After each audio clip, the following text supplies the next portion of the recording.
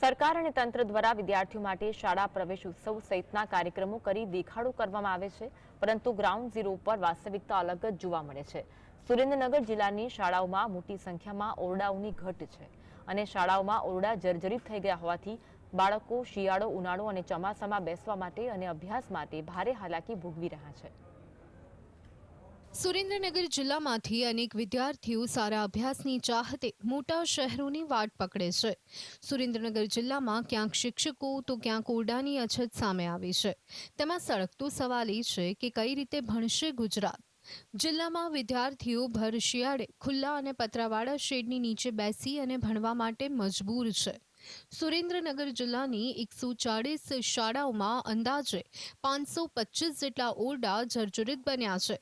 જિલ્લાના થાન, પાટડી, વઢવાણ, ચોટીલા, લીંબડી સહિતના તાલુકાઓમાં આવેલી સરકારી શાળાઓની હાલત દયનીય છે। જિલ્લામાં સરકારી શિક્ષણ તેમજ તેમાં અપાતી સુવિધાઓના અભાવના કારણે જિલ્લાના વાલીઓ પણ ખાનગી શાળાઓમાં ન છૂટકે મોંઘી દાટ ફી આપી અને પોતાના સંતાનોનું ભવિષ્ય સુધારવાના પ્રયત્ન કરી રહ્યા છે।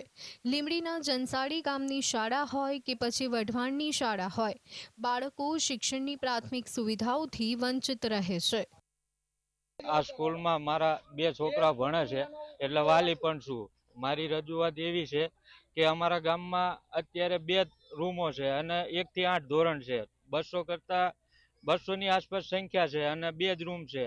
2 પાળીમાં સ્કૂલ ચાલે છે। છોકરાને ભણવામાં કોઈ પણ આવે તો પણ એ અડધા આવે ને અડધા બપોર પછી આવે, એટલે એમાં કોઈ ઠેકાણું પડતું નથી। એટલે અમારી રજૂઆત મુખ્યમંત્રી શ્રી અને શિક્ષણ મંત્રી પાસે એવી છે કે અમને વહેલી તકે અમારા આ રૂમની અમને મંજૂરી આંકણ આપે અને અમને રૂમ બનાવી દે તો અમારા છોકરા એક સાથે બધા ભણી શકે। અત્યારે શિયાળો બરોબર જામ્યો છે। ઠંડી અને કોલ્ડ વેવની સ્થિતિમાં પણ વિદ્યાર્થીઓ ખુલ્લામાં અભ્યાસ કરવા મજબૂર થઈ રહ્યા છે, પરંતુ કહેવાતા પ્રતિનિધિઓ અને સરકાર મગનું નામ મરી પાડવા તૈયાર નથી। શિક્ષણની આ ભંગાર સ્થિતિ માટે સૌ કોઈએ જાણે મોં સીવી લીધું હોય તેવો ઘાટ સર્જાયો છે। મારું નામ નીતેશભાઈ લાભુભાઈ જાદવ, જનસાળી ગામના સરપંચ છું। અત્યારે અમારે આ સ્કૂલની ખૂબ જરૂર છે। હાલ 2 જ રૂમ છે અને 1 થી 8 ધોરણની શાળા છે, એટલે જીમ બને તેમ જલ્દી સ્કૂલ બને।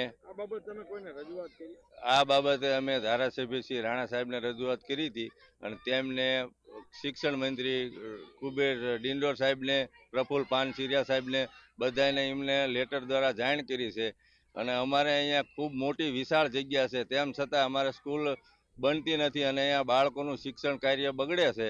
તો જેમ બને એમ જલ્દી સ્કૂલ બને એવી અમારી ગામ લોકોની માંગ છે। રાજ્યમાં શિક્ષણ પાછળ કરોડો રૂપિયાનો ખર્ચ કરવામાં આવી રહ્યો છે। વિકાસની વાતો કરતી રાજ્ય સરકારના ગુણોત્સવ અને પ્રવેશોત્સવના નામે મસમોટી રકમ ખર્ચ કરે છે, પરંતુ ગ્રાઉન્ડ લેવલ પર કામગીરી સામે સવાલ ઉઠી રહ્યા છે। પતરા અને જર્જરિત ઓરડા નીચે બાળકો ભણવા મજબૂર છે, ત્યારે દેશ અને વિદેશમાં ગુજરાત મોડલની આવી શિક્ષણ વ્યવસ્થાથી શું સંદેશ જશે? ફઝલ ચૌહાણ, GSTV।